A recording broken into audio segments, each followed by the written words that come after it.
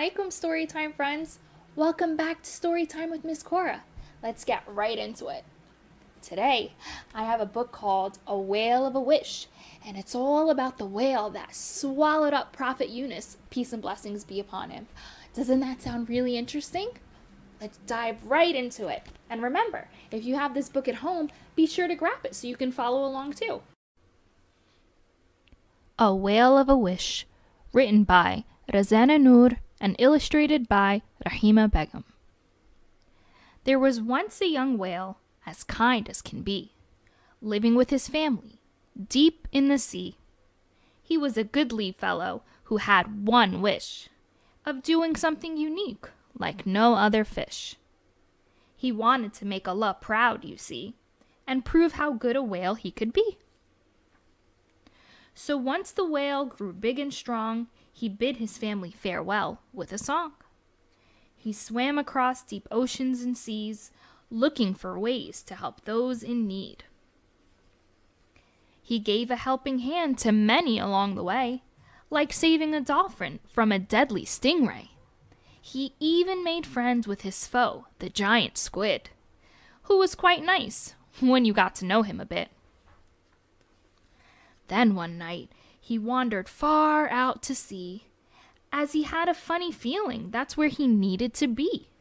Suddenly, a bolt of lightning hit the sky, followed by thunder echoing up high. It was the scariest storm he had seen in years, and he tried his best to cover his ears. He was terrified of thunder and lightning, you see, and wanted to swim away immediately. Suddenly, he spotted a boat up above, being thrashed by the waves, battered and shoved. Then the poor whale got awfully upset when he spotted a man being thrown off the deck. He watched in horror as the poor man fell. Oh, what would happen next? No one could tell. Just then, he heard a voice in his mind. It was Allah Almighty, most merciful and kind. Save this man, sweet whale, don't fear, for he is Prophet Yunus, most special and dear. The whale trusted Allah and jumped to his call, gulping down Prophet Yunus, arms, legs, and all. Many days and nights the whale did roam, with Yunus in his belly, so far away from home. So night and day the Prophet Yunus prayed, "O Allah, forgive me for the mistake that I made." Then finally, the whale heard Allah's last call to return the Prophet to land once and for all. So the goodly whale swam all night till he reached the shore in the early morning light. Then, closing his eyes, he focused on his belly and threw up Prophet Yunus with some rather slimy jelly. Once the Prophet was returned to dry land, saved by Allah's most marvelous plan, the goodly whale felt thankful and blessed to have been a big part of this awesome quest. So to his family and friends, he was proud to share this amazing true story, loved by Muslims everywhere. The end. Dua of the Prophet Yunus, peace and blessings be upon him, for relief from hardships.